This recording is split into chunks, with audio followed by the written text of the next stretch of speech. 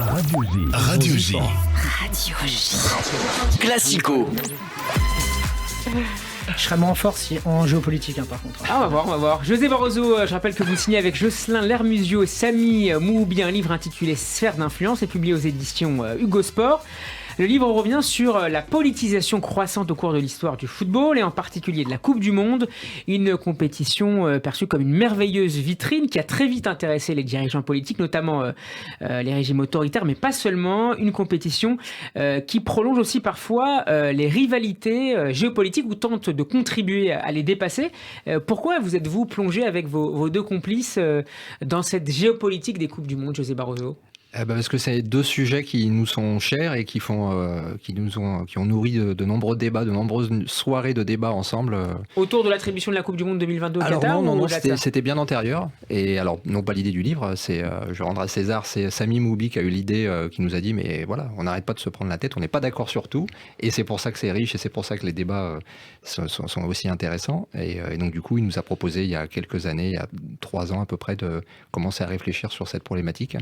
Et puis après, en fonction de nos intérêts divers et variés, et puis on a confronté un petit peu tout ça pour établir une liste.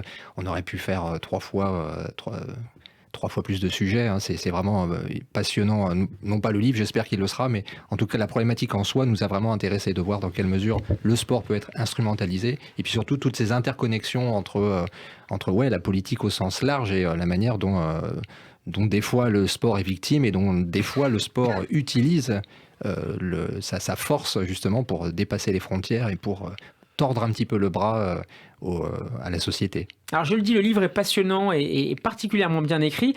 Vous rappelez dans l'introduction, José Barroso, que les instances du foot ont longtemps cherché à défendre la neutralité du sport, ce qui a rendu une fière chandelle à plusieurs régimes dictatoriaux ou autoritaires, en tout cas notamment la dictature de Videla en Argentine, on va en parler dans quelques instants.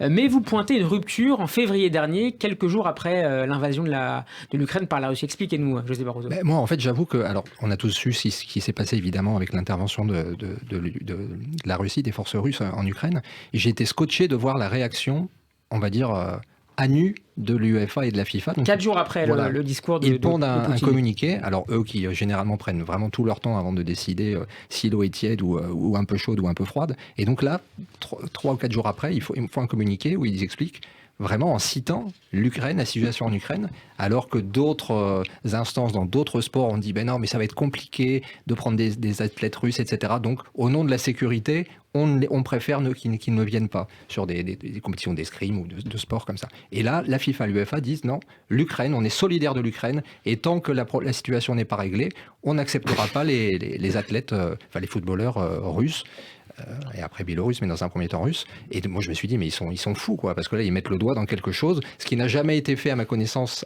à ce point-là, de manière aussi transparente, de mettre la politique au cœur du football. Et moi, je trouve ça très périlleux de leur part, parce que après, c'est un débat qu'on peut avoir ici infiniment, où on place le curseur, quoi. À quel moment on va dire, est-ce que les États-Unis... Comme vous le disiez, ça ouvre des portes, puisque tout à l'heure, on a vu le Shakhtar Donetsk qui a demandé à la FIFA d'interdire de la Coupe du Monde l'Iran, qui soutient la Russie, qui a vendu des drones à la Russie pour combattre en Ukraine. Exactement. Et encore une fois, on est tous...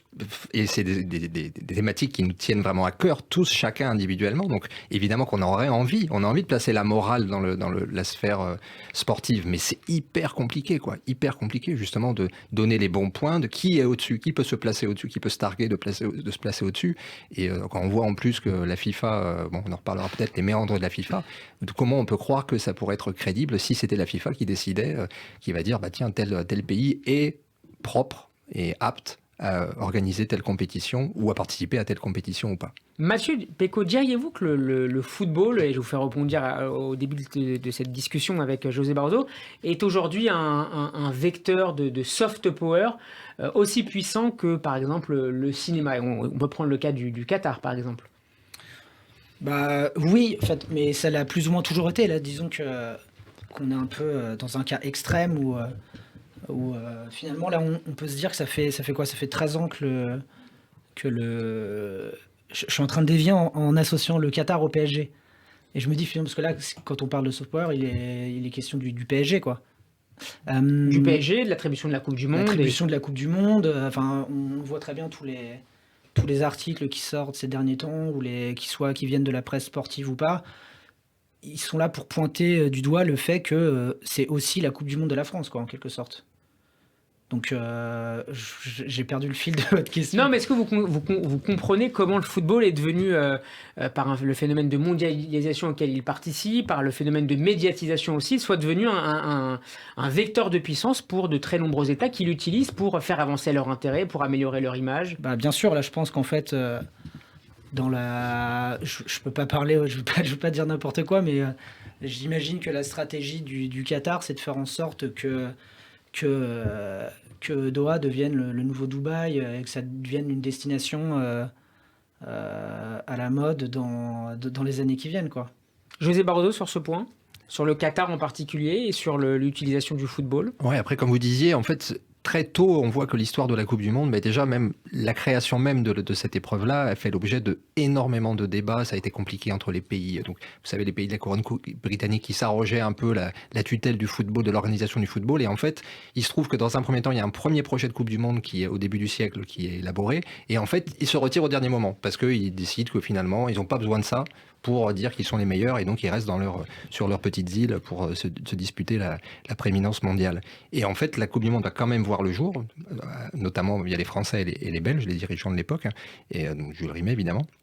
Et donc, dès le départ, en fait, il y a cette opposition entre le tournoi des pays britanniques, qui donc continuent de se disputer entre eux, comme ils l'ont fait en rugby d'ailleurs, pour dire en gros on est les meilleurs, et les autres pays qui vont donc constituer une Coupe du Monde, une épreuve pour essayer d'affronter, on va dire, le reste du monde, quoi. Avec le premier roi qui est l'Uruguay, sur lequel vous revenez, donc on est en 1930, l'Uruguay qui avait déjà remporté le tournoi de Paris, le tournoi olympique de Paris en 24. L'Uruguay affronte l'Argentine en finale, et il y a cette phrase que vous rapportez de Jules Rimet, justement, le père de la Coupe du Monde. Voilà ce qu'il écrit, ou ce qu'il dit, en tout cas après la victoire de l'Uruguay.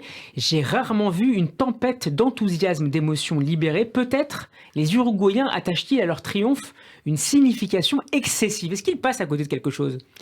Moi, je pense qu'il en a conscience, et d'autant qu'il y a un autre élément pour le coup, qu'on a découvert, enfin moi je l'ignorais, c'est que le jour de la finale, avant la finale, il y a des milliers d'armes à feu qui sont, enfin d'armes à couteaux et d'armes à feu qui sont saisies à l'entrée du stade. Donc ça aurait pu être une boucherie monumentale. Et donc à l'époque, on est vraiment dans cette rivalité. En plus, c'est l'Uruguay et l'Argentine. À l'époque, c'est la vraie rivalité latino-américaine. C'est pas le Brésil. Et l'ambassade de l'Uruguay va être attaquée en Argentine au lendemain de la finale. Et les débordements. Alors tout est déjà là en fait. Et je pense pas qu'il soit débordé. Je pense qu'il est conscient de cette rivalité-là. Après, la question, c'est de savoir comment on agence tout ça, on polie un peu tout ça en disant est-ce qu'on arrive à marcher tous ensemble et en gros à serrer la main à la fin en disant bien joué.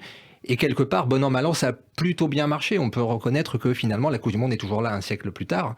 Et évidemment, il y a eu des débordements, il y a eu beaucoup même des drames, etc. Mais la Coupe du Monde a été un petit peu épargnée en tout cas par les vraies tragédies du football. Donc on peut estimer que finalement, ils ont plutôt tiré leur épingle du jeu, même si, encore une fois, très rapidement, la politique va prendre le dessus, enfin en tout cas va s'infiltrer avec évidemment l'édition de 1934, organisée par l'Italie, et qui va être, en gros, c'est vraiment la répétition de ce qu'on va voir au Jeux de Berlin, avec une utilisation et un dévoiement total de la compétition par le pouvoir politique, quoi. Même si vous relevez qu'au départ, Mussolini était assez méfiant, hostile vis-à-vis de ce sport inventé par les Anglais, à tel point qu'il va renommer le football. Exactement. Il va tout italianiser. Il crée même une coupe qui est 3 fois plus grande que la coupe Jules Rimet, parce que l'autre était un peu ridicule à son avis. Et puis donc du coup, les vainqueurs, donc les Italiens évidemment, tout fiers, vont soulever la coupe Benito Mussolini pour dire regardez, on est les meilleurs. Alors il y a un autre cas d'une Coupe du Monde organisée dans une dictature, au service même d'une dictature, et c'est l'édition de 1978. On en a dit un tout petit mot tout à l'heure dans l'Argentine de Videla, et il y a un tournoi d'intérêt national pour le général Videla, dont l'ombre plane clairement, et c'est l'objet d'un chapitre dans le livre, au-dessus de la victoire argentine 6-0 contre le Pérou. Alors c'est un match qui est complètement fou, et il y a énormément de... Alors dès le départ, moi depuis tout petit, on a entendu parler de ce match 6-0. On savait que l'Argentine devait gagner avec un goal d'average supérieur à 4 buts pour aller en finale. Donc pour nous, ça va de soi, c'est match acheté, quoi. Et en fait, il y a plein d'éléments, plein de paramètres, plein de personnages totalement dingues qui gravitent autour de ce match. Par exemple, il y a Henry Kissinger, on se demande qu'est-ce qu'il fout là. Il est dans le Secrétaire d'État américain.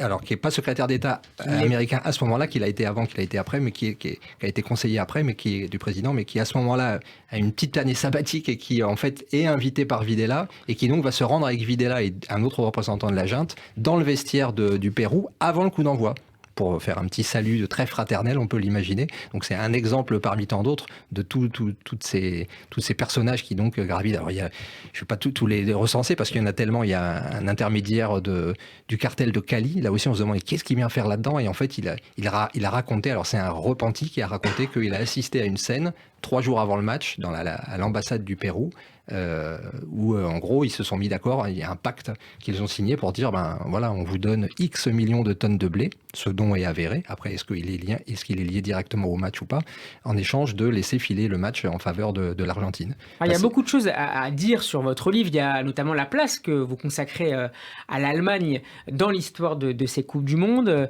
l'Allemagne, ou plutôt les Allemagnes, 2 États qui vont s'affronter, donc la RFA et la RDA d'abord en 74, en pleine guerre froide, même si on est dans une période de détente, tension extrêmement forte. Exactement. Et puis il y a le fameux RFA France de 82. Il y a aussi le RFA Algérie qui a suscité beaucoup de... Le RFA Autriche, pardon, qui a suscité beaucoup de réactions et de contestations. Est-ce que vous diriez que finalement c'est le reflet de la place pour le bien et pour le mal, malheureusement, de l'Allemagne dans le XXe siècle? Oui, alors en fait, on va dire que c'est une des traductions justement de l'importance du foot pour l'utilisation du foot, en tout cas là en l'occurrence du foot et du sport, pour les pouvoirs politiques, les divers pouvoirs politiques. Et effectivement, l'Allemagne est un bon exemple parce que en fait, d'un côté, ça a pu assurer, on va dire, un renouvellement et une cohésion au sein du pays. Et à l'inverse, ça a pu aussi susciter malheureusement des dévoiements. Alors, il y a le dopage aussi, il y a des cas qui ont été reconnus. Schumacher en 82 a expliqué que la moitié de l'équipe était certainement chargée. Comme en 54, il y a toujours eu un fort soupçon sur les méthodes utilisées. Donc, mais en même temps, en 90, c'est l'Allemagne réunifiée qui aboutit au premier vrai succès de cette Allemagne nouvelle. Donc c'est un bon exemple effectivement des fortes connexions entre le politique et le sport. Et puis il y a ce but. Maradona. Oui. Maradona. Oui. Valdano. Oui. Maradona, il était là, non, du point. De la main. Non, de la main. De la main, ce but. Ah là là, il a mis de la main. Il l'a mis de la main. Oh, il n'a pas vu Monsieur Benasser. On va le revoir, mais c'est évident, c'est clair comme de l'eau de roche, on va le revoir du reste. Oh, Monsieur Benasser. Alors c'est Argentine évidemment, la fameuse main de Dieu de Maradona. On est en 86, l'Argentine affronte l'Angleterre quelques années après la défaite argentine dans la guerre des Malouines et c'est la revanche des Argentins face à l'oppresseur britannique. Exactement. Et c'est un des exemples, encore une fois, parmi tant d'autres. C'était évidemment Jean-Michel Larquet et Thierry Roland pour TF1. C'est ça. Où le contexte, en fait, est tellement pesant et c'est impossible de dissocier le contexte, évidemment, de ce match, quoi. Et justement, de la manière dont il a été vécu, un drame absolu, un vol manifeste de la part des Anglais, une tricherie, et donc il y avait forcément un ressentiment. Enfin, ça exacerbe tellement les passions. Alors, le foot en soi suffirait peut-être, mais tout ce qui entoure, en fait qu'on vit ces matchs-là, enfin ces compétitions-là, de manière générale, de manière beaucoup plus forte et beaucoup plus... et c'est même justement, c'est un peu problématique, on va dire quelque part. C'est que ça devrait être que du sport, mais c'est jamais que du sport, en fait. Il y a tout ça qui ressort à l'intérieur. Alors, on arrive presque au terme de cette émission. On aurait pu également parler du match de la paix en 98 entre les États-Unis et l'Iran, de l'attribution de la Coupe du Monde à la Russie en 2018, avec toutes les ambitions en matière de géopolitique du sport de Vladimir Poutine à l'école. Je conseille très fortement la lecture de Sphère d'influence, publiée aux